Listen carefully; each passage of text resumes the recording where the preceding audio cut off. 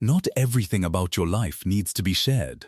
In fact, psychology suggests that the more you reveal to the wrong people, the more space you give for stress, comparison, and unnecessary interference. There is a difference between being open and being exposed. Being open helps you connect, but being overly open with the wrong people can slowly drain your peace, your focus, and even your confidence. And here is something most people never consciously realize. You know how people always talk excessively about everything except the things they really care about? You can, by reverse deduction, actually see what they truly value by noticing what they never mention. There is a reason for that pattern. Because once you reveal your most important values, your deepest needs, and your true way of thinking, anybody can, consciously or unconsciously, use it against you. And it does not matter whether they are a bad person who always manipulates, or a good person who is simply desperate, or even a good person who resents you for some reason. Either way, it can be used against you. And that is enough. Once people know what you really care about, they know exactly how to hurt you. Remember that. One of the strongest habits emotionally stable people develop is this. They learn what to share and what to keep private, not out of secrecy, but out of self-protection. Here are 7 things you should keep private if you want more peace, clarity, and emotional control. 1. Your next big move. One of the most powerful things you can do is stay quiet about your plans until they are already in motion. Because the moment you announce your goals too early, something subtle happens. People start giving opinions before you even begin. Some will doubt you, some will compare you. Some will even unconsciously root against you, not because they hate you, but because your change disrupts their expectations of who you are supposed to be. Psychology calls this social interference. The people around you have built a mental model of you. When you announce a new direction, that model gets threatened. And people protect their models, often without realizing it, through subtle discouragement, skeptical questions, or simply withholding the enthusiasm you were hoping for. There is another layer to this. When you talk about your plans before executing them, your brain actually receives a small reward from the telling itself. The conversation feels like progress. But it is not progress. It is a simulation of progress that quietly reduces the urgency to actually move. Not everyone needs access to your beginning stage. Let your results do the announcing. Speak after, not before.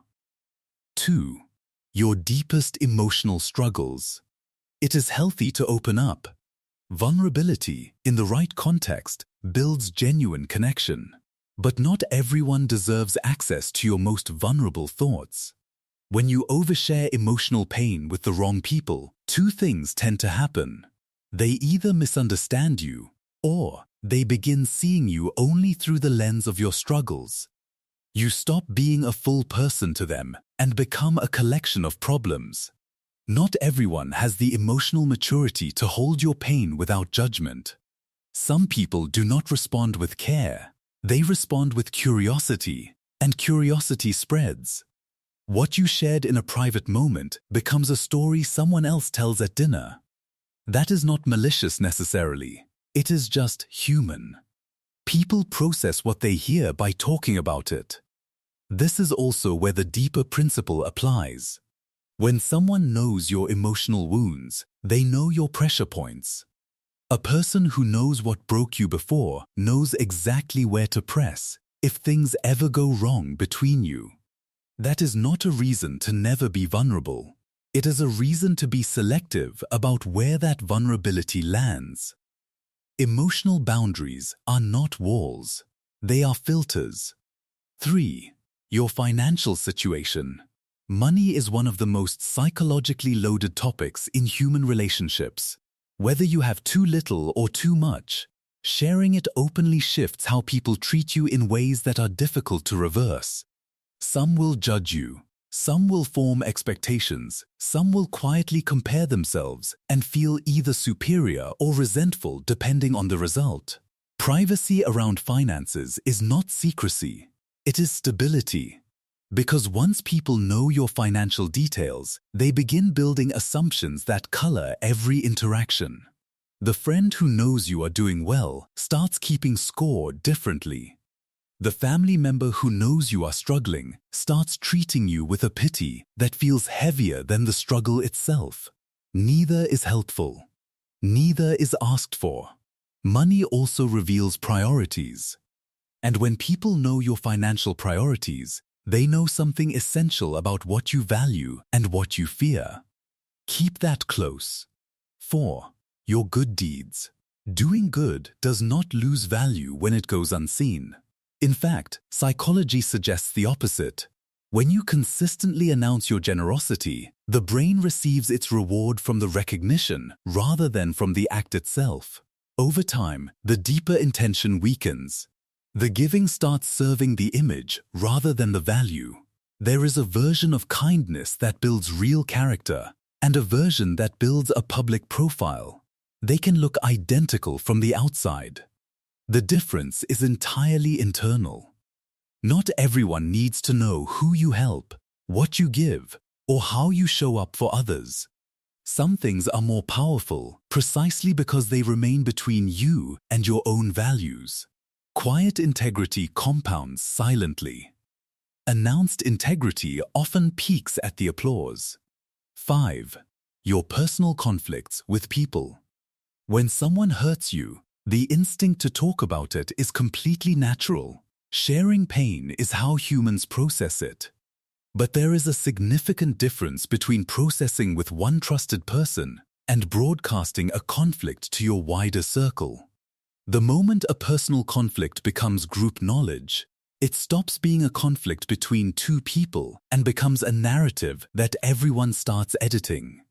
Every person you tell adds their own bias, their own history, their own interpretation. What began as a specific misunderstanding between you and someone else becomes a story with a villain and a victim, simplified and sharpened with each retelling. And suddenly, instead of resolving something, you are managing multiple versions of it across multiple relationships. Not every conflict needs an audience. Some things heal better in direct, private conversation or in silence. The goal should be resolution, not consensus on who was wrong. 6. Your family issues. Family dynamics are among the most complex structures in human life. They carry decades of history, unspoken rules, inherited patterns, and emotional weight that outsiders simply cannot access from a brief account.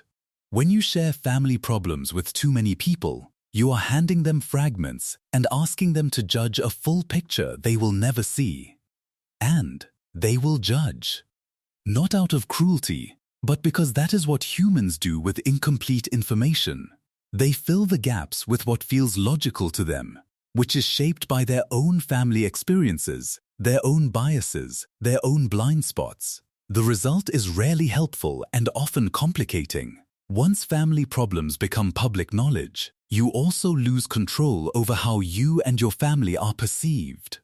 And that perception, once formed, is difficult to walk back even after the issue itself has been resolved. Not everything requires external input. Some matters belong inside the circle where they originated. 7. Your future identity before it is ready. There is a version of you that exists right now, and a version you are in the process of becoming. The space between those two versions is sacred and fragile. It requires protection, not performance. Many people rush to announce their future self before they have built it. They declare the transformation publicly before the work has been done. And psychology shows something important here. Identity is strengthened through action, not declaration. When you announce a version of yourself that does not yet have evidence behind it, you create emotional pressure without a foundation to support it. The gap between the claim and the reality becomes something other people can see, and something you become increasingly anxious about. There is also the deeper issue. When you tell people who you are trying to become, you hand them a map of your aspirations. And aspirations, like values, can be used against you. Someone who knows what you are reaching for knows exactly how to make you feel like you are falling short. It is better to become it first. Let people notice the change without having been given the preview. Keeping things private does not mean hiding your life. It does not mean distrust or isolation. It means protecting your energy from opinions that were never invited, comparisons that were never necessary, and interference that was never helpful. The most emotionally resilient people are not the ones who share the least. They are the ones who have learned the difference between connection and exposure. They know that real intimacy is selective, not indiscriminate. That the value of something shared depends entirely on who receives it. And returning to where we began, watch what people never talk about. The things closest to a person's core are almost always the things they guard most carefully. That is not coldness. That is wisdom. Because the moment someone understands what you truly value, what you genuinely fear, and what you are quietly working toward, they hold something real. Most people will never use it, but some will. And you rarely know which is which until it is too late. Not every part of your story is meant for every audience. Some parts are meant to be lived quietly, protected carefully, and only revealed once they are strong enough to withstand whatever comes with being seen. Guard those parts, not forever, just until they are ready.